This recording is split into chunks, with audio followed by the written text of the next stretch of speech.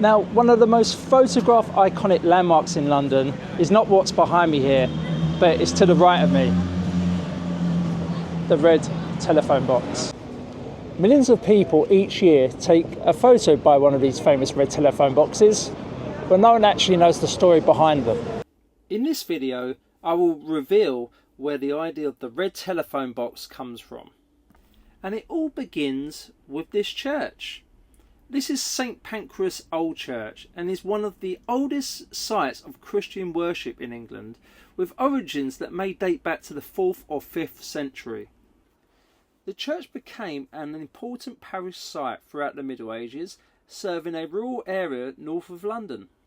Over time, it was rebuilt and altered several times, especially in the 14th century and later in the 19th century as London began to expand. Its churchyard is particularly notable, containing ancient gravestones and the famous Hardy tree associated with the writer Thomas Hardy, who worked there as a young architect's assistant. Even though the area around it has been built up over time, St Pancras Old Church still feels very old and historic around its urban surroundings, and it remains a rare link to early Christian London, even with the area's change from the countryside to city. Although one of the best kept hidden secrets of the church is actually in its gardens. As you take a walk through the beautiful church gardens, you would come across the tomb of Sir John Soane and his beloved family members.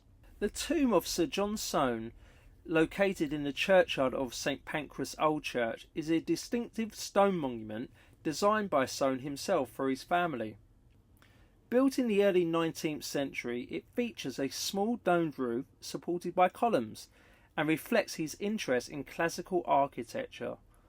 The tomb is especially important because it later inspired the design of Britain's famous red telephone box.